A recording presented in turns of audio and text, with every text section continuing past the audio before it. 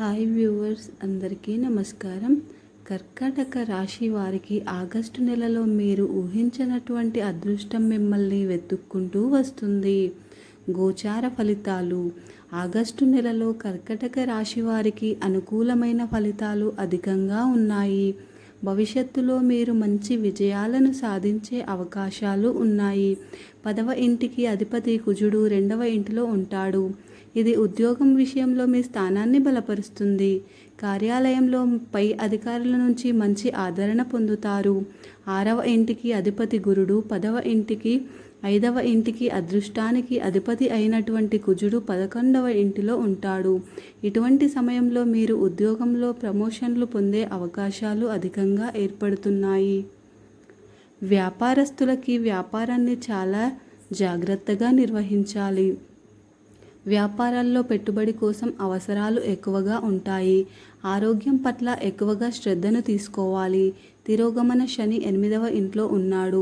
ఇది మీకు ఆరోగ్యానికి సంబంధించినటువంటి సమస్యలను సూచిస్తుంది. మీరు మీ ఉద్యోగం పైన చాలా శ్రద్ధ చూపాల్సిన అవసరం ఉంది. లేదంటే మీరు అనేక సమస్యలను ఎదుర్కోవాల్సి వస్తుంది. ఎక్కువగా ఆలోచించడం మానేసుకోండి. మానసిక ఒత్తిడి అధికంగా ఉంటుంది. ప్రేమ సంబంధాలలో పురోగతి ఉంటుంది. చిన్న చిన్న మార్పుల వలన మీ బంధుత్వాల మధ్యన మంచి సమయాన్ని గడుపుతారు. మీరు ప్రేమించినటువంటి వారిని భాగస్వామిగా వివాహం చేసుకోవాలని నిర్ణయం చేసుకుంటారు. సంతానం పట్ల శ్రద్ధ వహించండి.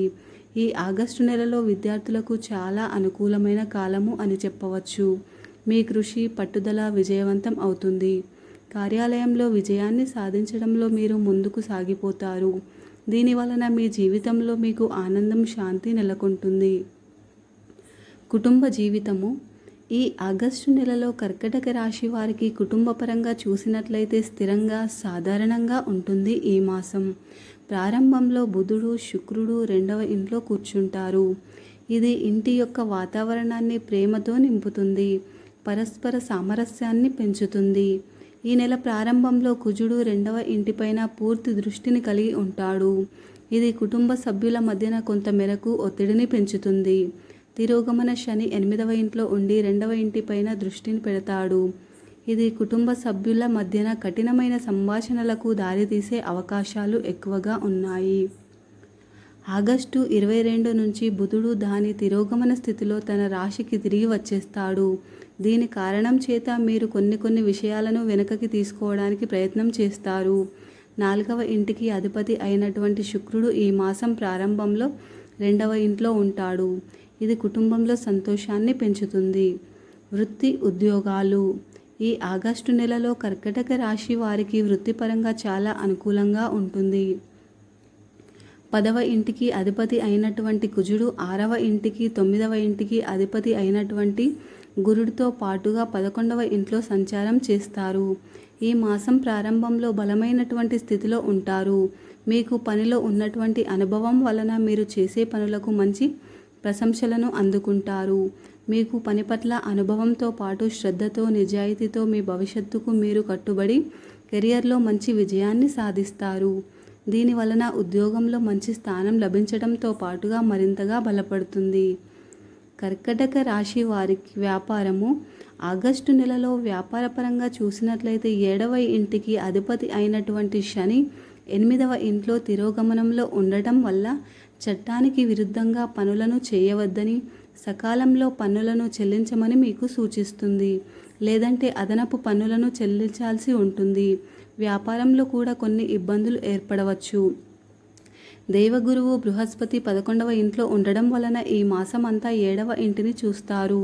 తద్వారా వ్యాపారంలో నూతన వ్యక్తులతో కొత్త పరిచయాలు ఏర్పరచుకునే అవకాశం ఉంటుంది. అలాగే వాటిని ఉపయోగించి మీరు మీ వ్యాపారాన్ని సరైనటువంటి దిశలో తీసుకెళ్తారు. మీరు ప్రభుత్వ రంగం నుండి ప్రయోజనాలను పొందే అవకాశాలు ఉన్నాయి.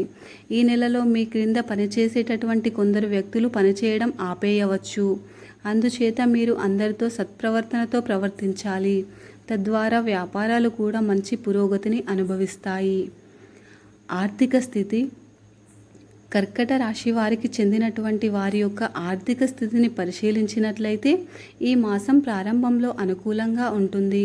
2వ ఇంట్లో బుధుడు, శుక్రుడు సంపదను రెట్టింపు చేయటంలో సహాయపడతారు. బ్యాంక్ బ్యాలెన్స్ని కూడా బాగా పెంచుకోగలుగుతారు.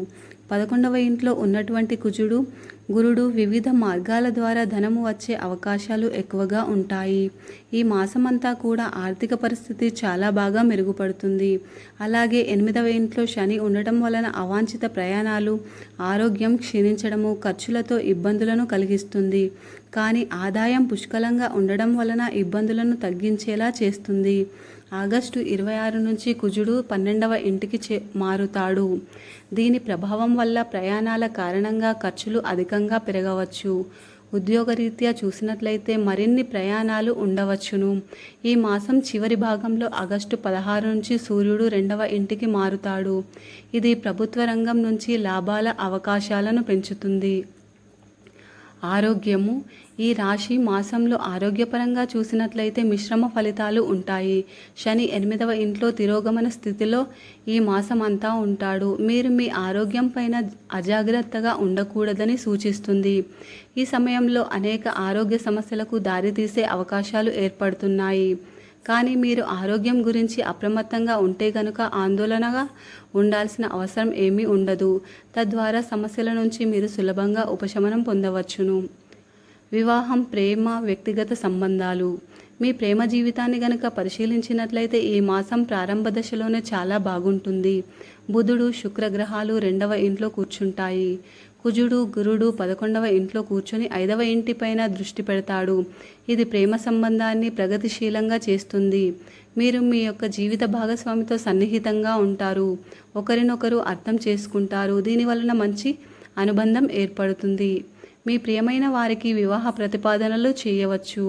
విజయానికి సంబంధించిన అవకాశాలు ప్రముఖంగా ఉంటాయి.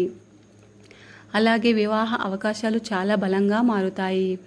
వైవాహిక జీవితం గురించి చూస్తే మీరు ఈ మాసం ప్రారంభంలో కొన్ని జాగ్రత్తలను మాత్రం ఖచ్చితంగా తీసుకోవాలి. 7వ ఇంటికి అధిపతి అయినటువంటి శని 8వ ఇంట్లో తిరోగమన స్థితిలో ఉంటాడు. ఇది అత్తవారి వైపు నుంచి కొన్ని హెచ్చుతగ్గులకు దారితీస్తుంది.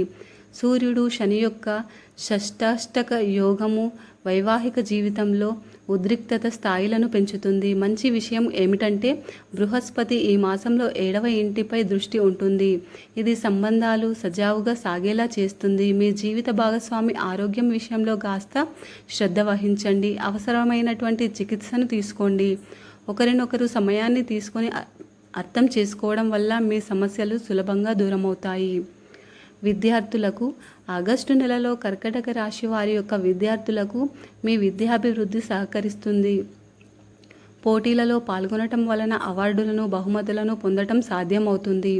ఇది ఆనందము మరియు సంతృప్తిని అందిస్తుంది. ఉన్నత విద్యలో మీరు మీ బలాన్ని నిరూపించుకోగలుగుతారు. ఇది పేరు మరియు కీర్తిని అందిస్తుంది. మీ జ్ఞానాన్ని మెరుగుపరుచుకోవడానికి ఉపాధ్యాయుల నుంచి మద్దతుని పొందటం సాధ్యమవుతుంది. ఉపాధ్యాయులతో ఎక్కువగా సమయాన్ని గడపడానికి అవకాశాలు ఉన్నాయి. ఇది మీ నైపుణ్యాలను మెరుగుపరచడానికి సహాయపడుతుంది. కర్కటక రాశి వారు పాటించవలసిన పరిహారములు.